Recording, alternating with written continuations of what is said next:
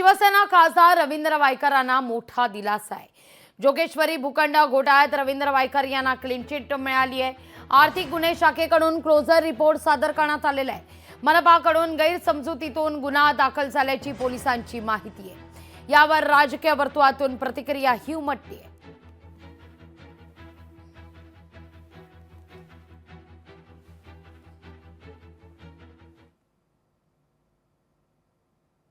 जो भाजपमध्ये जाईल तो स्वच्छ होऊन बाहेर येईल हा नाराज आहे। त्यांची वॉशिंग मशीन एवढी आहे, वॉशिंग मशीन भाजपाची आहे, कमल हा पावडर आहे, त्यामुळं कमल छाप पावडर टाकला आणि मशीनमध्ये घातलं भाजप मशीनमध्ये की तो माणूस धुवून स्वच्छ होऊन बाहेर निघतो।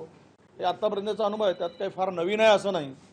म्हणजे आरोप करायचे आणि सोबत घ्यायचं आणि सोबत घेऊन त्यांचे सगळे प्रकरणं संपवून टाकायचे।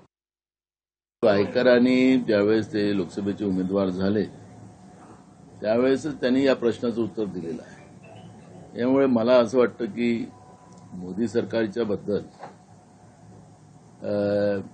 त्या ईडी आणि सीबीआयच्या माध्यमातून त्या कार्यकर्त्यांच्या माध्यमातून ते राजकारण कसं करतात, त्यांच्याकडे गेलं की वॉशिंग मशीनमध्ये धुतलं जाते, हे आपण अनेक चित्र पाहिलेले आहेत। त्याच्यामुळे मला आता ही चर्चा फार काही महत्वाची आहे असं मला वाटत नाही, कारण एखादी घटना झाली तर आपण मान्य करू।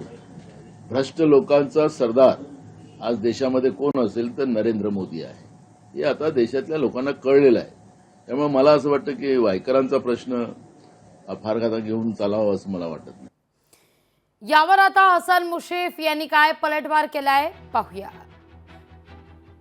रवींद्र वायकर यांना क्लीन चिट दिलेलं आहे, गैरसमजुतीतून हा प्रकार झाल्याचं म्हटलेलं आहे। म्हटलंय दुसरीकडे आता विरोधकांनी त्या संदर्भात टीका करायला सुरुवात केली। रवींद्र वायकर जोगेश्वरी भूखंडाचं प्रकरण होतं। अच्छा नाही, आता काय नसेल तर काय क्लीन चिटच मिळणार ना।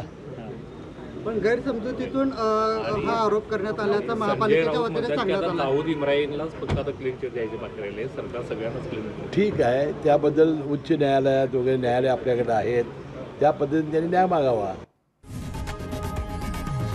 लोकशाही मराठी ऐका, पहा, जागरूक रहा।